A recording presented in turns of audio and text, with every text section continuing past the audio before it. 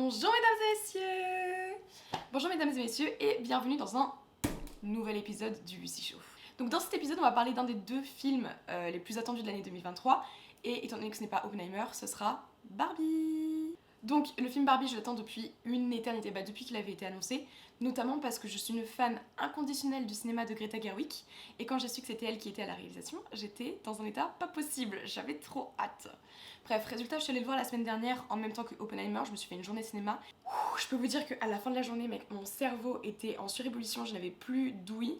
Et en plus de ça, pour ma vision, j'étais genre passée de 10 à 2 en l'espace de une journée. C'était une catastrophe. Mais tout ça pour dire, j'ai donc vu le fameux film Barbie et j'ai adoré. Alors, il y a des nuances à faire parce que j'ai adoré le film dans son contenu, c'est-à-dire dans la vibe, dans tout ce qu'il apporte. C'était vraiment un film drôle pour le coup, ça faisait longtemps que j'avais pas vu un film qui m'avait fait réellement rire comme Barbie m'a fait rire. Mais c'est vrai qu'il y a beaucoup plus de couches en fait que ce que je pensais. Et je me souviens que quand je suis sortie de la séance, je me suis dit ok, mais par contre, il va falloir que je me penche un peu plus sur le film. Donc, déjà pour commencer, je savais pas du tout ce à quoi m'attendre devant le film. J'ai su qu'il y aurait plus de nuances que simplement un film humoristique, tout âge et tout, qui traite de Barbie avec Mattel et tout le bordel qui va avec. À partir du moment où j'ai écouté la musique que Billie Eilish avait fait pour le film Barbie, donc, de quoi parle le film Barbie? Le film Barbie parle d'une Barbie. Énorme. Dans le film Barbie, on suit l'histoire du coup de Barbie, qui est considérée comme la Barbie superficielle, qui du jour au lendemain a certaines de ses caractéristiques physiques ou même mentales qui vont changer du jour au lendemain. Ils vivent tous à Barbieland, c'est trop chouette, il y a les Ken d'un côté, il y a les Barbie de l'autre, tout le monde est ami, tout le monde s'aime, tout le monde fait la fête, tout le monde danse, ils le disent eux-mêmes, tous les jours c'est le meilleur jour de leur vie. C'est une super vie. Donc jusqu'au jour où cette Barbie-là va se retrouver confrontée au fait de devoir aller dans le monde réel, donc le monde des humains, retrouver la jeune fille qui joue avec sa Barbie pour essayer de régler le problème parce que le problème vient à la source et donc la jeune fille qui joue à la Barbie. You can go back to your regular life, or you can know the truth about the universe. The choice is now yours. The first one, the high heel. You have to want to know, okay? Do it again. Je suis une bite en résumé, c'est une catastrophe donc je m'excuse d'avance si ça veut rien dire ce que je suis en train de raconter. Mais je pars du principe que si vous regardez cette vidéo, c'est que vous avez vu le film un moment ou un autre. Voilà. Et donc Barbie et Ken vont partir dans le monde réel, essayer de retrouver cette jeune femme. Et à partir de ce moment-là, va y avoir plusieurs couches qui vont se rajouter sur l'histoire. Et notamment d'un point de vue du développement des deux personnages. Mais ça on en reviendra après. D'un autre côté, j'ai aussi vu les polémiques qui tournaient autour du film avant de voir le film en lui-même. Et notamment avec le fait que Barbie était proclamé comme un film extrêmement féministe, voire limite féminin. Et qui reliait aussi genre le mouvement Kill All Men et tout ce qui s'ensuit et tout. Ce que j'ai pu comprendre et c'est exactement ce que je vais développer du coup dans cette vidéo. Salut, alors je suis actuellement en train de faire le montage de la vidéo et je voulais juste revenir sur quelques points avant que vous visionnez cette vidéo. Pour la simple raison que déjà je m'excuse, j'ai l'air aigrie dans la vidéo. Je suis juste fatiguée les gars, je n'ai pas eu de nuit de sommeil complète depuis peut-être 6 jours, un truc comme ça. Donc je suis vraiment fatiguée. Et au-delà de ça, je voulais aussi rappeler le fait que dans cette vidéo, je m'attarde uniquement sur la question des sexes et de la place des sexes dans le régime, on va dire, soit du monde réel, soit de Barbieland. Vous verrez ça par la suite. Mais je m'attarde absolument pas sur la sensibilité ou les liens féminins ou toutes les autres questions qui tournent autour de Barbie qui sont beaucoup plus belles et qui sont hyper bien amenées pour le coup. Parce que dans cette vidéo, vous allez voir qu'on dirait que je suis plus en train de dénoncer le film Barbie que d'en faire des éloges. Sauf que j'ai adoré ce film, sincèrement, je l'ai trouvé génial. Juste cette vidéo ne traite pas de ce sujet. Voilà, c'est le seul truc. Bon visionnage! Parce que j'ai trouvé ça juste beaucoup trop intéressant. Mais pour revenir là-dessus, c'est vrai qu'au niveau du cinéma de Greta Gerwig c'est aussi la réalisatrice de Little Women et de Lady Bird. Le féminisme, c'est un sujet qui est assez récurrent dans ses œuvres. Elle relève souvent la question de la femme dans la société, peu importe l'époque à laquelle le film prend place, mais il y a toujours cette question qui revient, notamment des monologues dont celui-ci. I just feel like women, they have minds and they have souls as well as just hearts, and they've got ambition and they've got talent as well as just beauty. And I'm so sick of people saying that love is just all a woman is fit for. I'm so sick of it. But I'm so lonely. Little Woman qui est extrêmement connue et donc elle reprend dans Barbie pareil la place de la femme et un peu une forme de matriarcat et tout ce qui s'ensuit. Donc la vision du féminisme qui a été mise en avant dans ce film, je pense que c'est une idée qui a été complètement biaisée. L'accueil du public n'a pas été le bon par rapport au message qui a voulu être donné. C'est-à-dire que Greta Gerwig s'exprime elle-même sur le sujet du féminisme au sein de son film dans une interview. Yeah. I mean, well, it most certainly is a feminist film, and I think that the sort of. Can you explain that? Why? How so? I mean, I think to whatever that sort of like, it's also a humanist film because it's like the humanity, insofar as you can call it, of like Barbie and Ken is what's paramount in the film. And at the beginning of the movie, Ken is a person with no status in this world. So in this kind of reversed world, that person who has no status is in a completely untenable place long term. Mais bon, pour revenir à la base, commençons par le commencement. Un peu à l'aise parce que je me sens tout sauf. Je sais pas parler devant une caméra, c'est extrêmement stressant à chaque fois, je sais pas où me situer, je sais pas où regarder, je sais pas quoi faire. J'aime pas ça! Donc dès la scène d'ouverture, Greta Gerwig nous fait un immense... C'est même pas un clin d'œil en fait, à ce moment-là c'est même pas un clin d'œil, c'est littéralement elle reprend prise pour prise l'ouverture aussi de 2001 Odyssée de l'espace de Stanley Kubrick, dans lequel littéralement genre on peut mettre les deux scènes côte à côte et ça sera exactement la même chose. Sauf que à la place des singes, c'est des enfants. Donc ces images sont accompagnées d'un discours qui suit un peu l'évolution de la poupée jusqu'à l'arrivée de Barbie, parce que le message a été complètement révolutionné justement par l'arrivée de Barbie sur le marché. En effet, à l'époque, les anciennes poupées étaient des poupons, des nourrissons, des jeux comme ça. Ça passait un peu le message aux jeunes filles que le rôle auquel elles étaient prédestinées, on va dire entre guillemets condamnées, était le rôle d'être maman et rien d'autre, parce qu'on leur proposait pas justement un autre chemin, un autre mantra ou quoi que ce soit qui en suivait, comparé à Barbie quand elle est arrivée dans ce milieu-là, qui a été vraiment une révolution. Parce que Barbie représentait vraiment, symbolisait une émancipation, une indépendance de la femme, notamment sur le fait que c'était un peu une girl boss 2.0, elle pouvait être absolument ce qu'elle voulait, c'était une belle femme, elle donnait envie, on va dire, aux jeunes filles, ce qui a complètement changé l'idée qu'on avait du jouet pour enfants à l'époque. I've got the clothes from every career I've ever had. You went to the moon? You haven't? Et en effet, aussi à l'époque, il y avait moins ce sujet tabou qui tournait autour de la poupée, parce que maintenant, on peut aussi associer Barbie avec une idée de femme parfaite, construction autour du corps de la femme, de son idéalisation. Parce que maintenant, on lutte contre ces stéréotypes dans la société dans laquelle on est maintenant. Mais à l'époque, ça avait un message beaucoup plus bienveillant de justement la liberté de la femme et de potentiellement avoir le droit un jour de faire ce qu'on veut de notre vie et de pas juste avoir 15 gosses sur les bras et devoir faire des sandwichs jusqu'à la fin de nos jours. Voilà.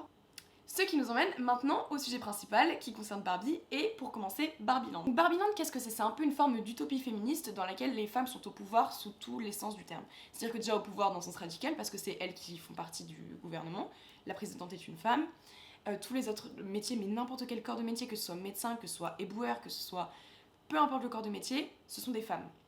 Tout le monde de Barbieland est régi par les femmes, par les Barbies, qui chacune, elles, ont une identité, parce que c'est important, ça on le suit après avec les Ken, ont toutes une identité, un prénom et quelque chose qui est propre à eux. Par exemple, la Barbie qu'on suit, c'est Barbie.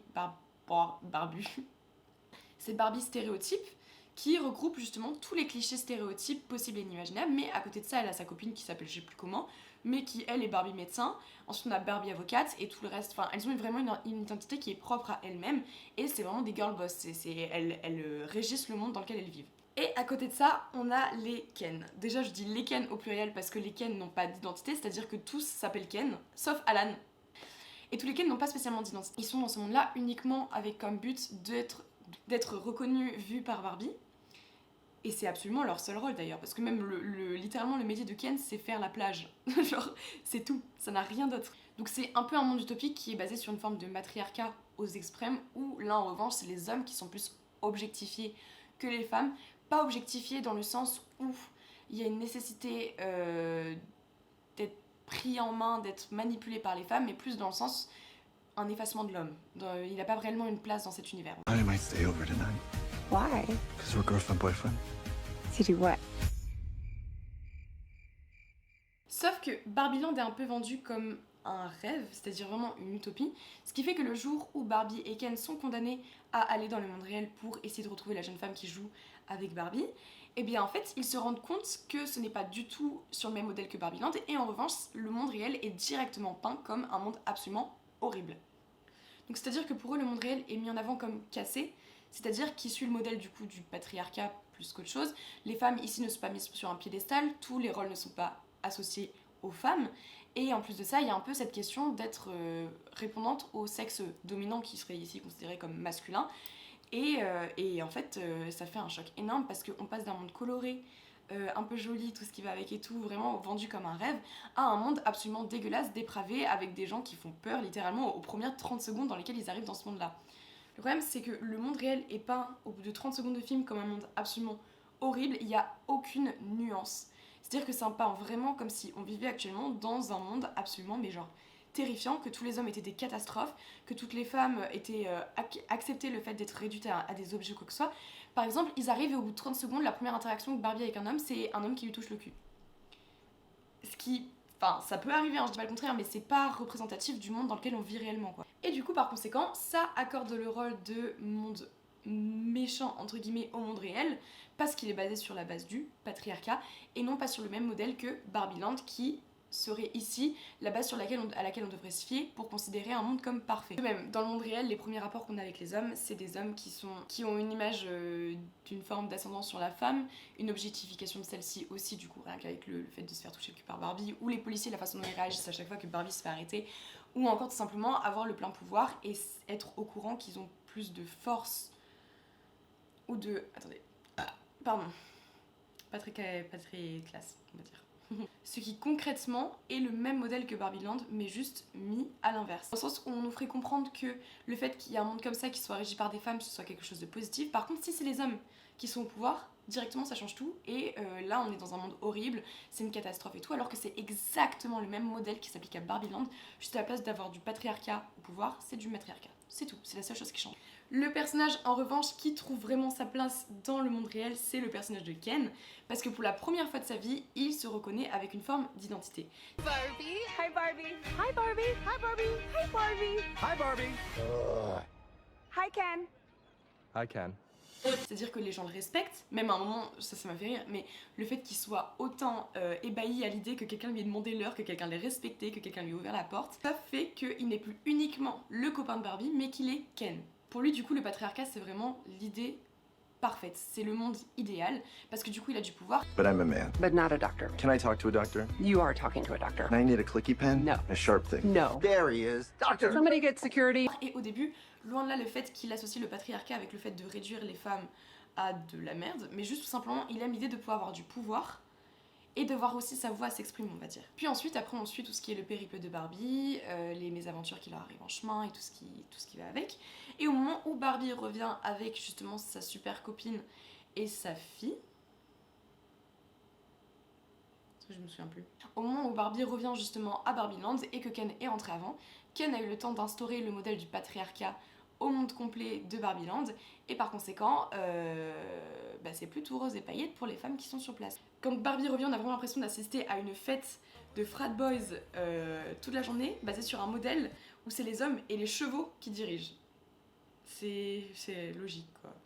Les femmes, elles, de leur côté, ont été complètement brainwash, dans le sens où elles vivent que à travers les hommes, du coup, en revanche, les rôles se sont inversés, mais elles sont vraiment devenues, au sens premier du terme, des servantes, et font tout pour être reconnues et vues par du coup Ken leur copain. Et je trouve que c'est un peu paradoxal dans le sens où on nous vend le personnage de Barbie comme un personnage qui est intelligent et qui est indépendant, et le fait que du jour au lendemain, après que Ken soit revenu du monde réel, il ait eu le temps d'instaurer tout un nouveau modèle politique basé du coup sur l'homme suprême, qu'il ait fait ça en une journée parce que Barbie rentre vraiment un jour après, et qu'il ait vendu cette idée auprès des femmes qui justement, elles, régissaient quand même le pays au préalable, qui en plus de ça, normalement, n'en ont absolument rien à foutre des Ken, comme ça a été dit au début. Alors pourquoi et comment est-ce qu'il aurait réussi à prendre la main mise sur cette situation? Ça, c'est un truc sur lequel j'avais pas tout capté, mais c'est pas grave, c'est qu'un détail. Et donc, à ce moment-là, la façon dont ça va être filmé, on va nous montrer le fait que les Ken soient au pouvoir, ce soit quelque chose d'horrible, et qu'il y ait cette répression de la femme et tout ce qui s'en va avec, alors que le rôle était exactement similaire au début, mais c'était les hommes qui étaient dans la situation des Barbie. Et c'est ça que j'ai pas trop apprécié, c'est que j'ai l'impression qu'il y a aucune nuance et que ça se joue vraiment par rapport au sexe.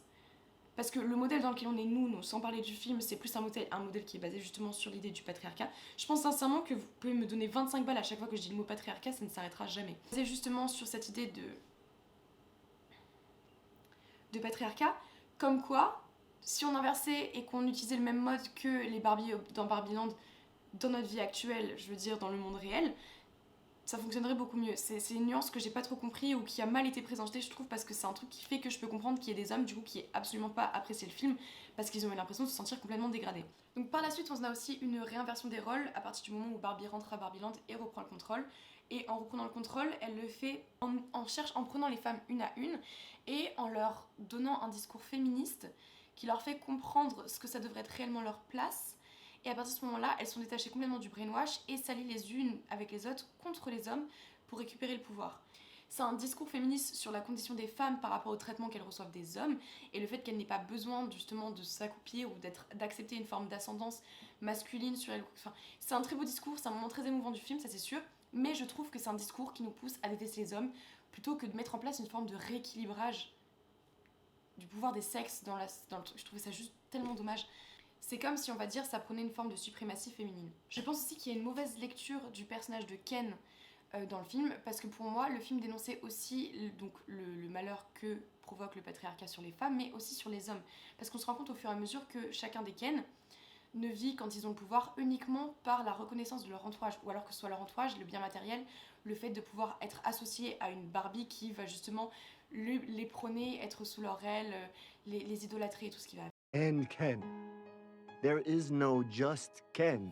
On voit aussi dans le côté hyper macho, la mocho doso casa, ou je sais plus exactement comment ça se dit, mais tous ces détails-là qui font qu'on se rend compte que le personnage est transformé, mais à côté de ça, c'est un personnage qui est aussi poussé aux extrêmes dans le sens que sa virilité est poussée aux extrêmes, ce qui pousse aussi, on donne l'impression que l'homme n'a pas le droit de pleurer, l'homme n'a pas besoin d'avoir de sensibilité, d'être vulnérable face à la femme. C'est un rôle qui est associé au côté féminin et qui montre aussi le fait que le patriarcat peut être néfaste pour les hommes, parce que ils vont devoir avoir toujours cette couverture de homme dur, homme fort et tout. Pas que je fasse l'éloge des hommes ou quoi que ce soit par rapport à la vision qui en a été mise dans le film, mais je pense qu'il y a une nuance à faire. Coucou, alors je me permets de faire une intervention rapide parce que je suis en plein montage de la vidéo et je trouve que je n'ai pas très bien nuancé mes propos. Dans le sens où on dirait que je suis actuellement au tribunal en train de faire l'avocat du diable et de défendre tous les hommes sur le fait que c'est triste pour eux, le patriarcat, ça doit être compliqué. C'est pas du tout ce que je suis en train de dire. Ce que j'essayais d'expliquer, c'est qu'il y avait une nuance au personnage de Ken qui n'a pas été réellement prise en compte. Au-delà du fait que lorsqu'il est dans sa période super virile, macho et tout, écraser les femmes et tout ce qui va avec, on oublie son côté que c'est caricatural parce que je pense aussi que ça dénonce le fait que en tant qu'homme, il n'a pas l'autorisation, on va dire socialement, d'avoir la même forme de vulnérabilité que les femmes. Voilà, c'est à peu près tout. Je sais pas si c'est clair, mais voilà. If I wasn't severely injured, I would beat you off right now, Ken. I'll beat you off with you any day, Ken. Hold my ice cream, Ken. All right, Ken, you're on. Let's beat you off. Anyone who wants to beach him off has to beach me off first. I will beat both of you off at the same time. Bonjour mesdames et messieurs, vous êtes actuellement en compagnie de Lucie du lendemain. On peut faire un petit commentaire rapide sur cette robe absolument incroyable, c'est tout. Bref, tout ça pour dire que j'ai remarqué que j'avais oublié de faire une intro hier soir en arrêtant la vidéo. Donc juste pour vous dire que si jamais cette vidéo vous intéresse, n'hésitez pas à vous abonner à ma chaîne. Je poste de temps en temps, c'est pas très régulier, mais de temps en temps des vidéos qui portent sur le cinéma ou des sujets de pop culture un peu plus larges. J'ai aussi un compte TikTok et j'ai un podcast sur lesquels je parle aussi de cinéma et c'est mon compte Instagram ici, voilà. Merci beaucoup et j'espère que le visionnage vous a plu. Au revoir.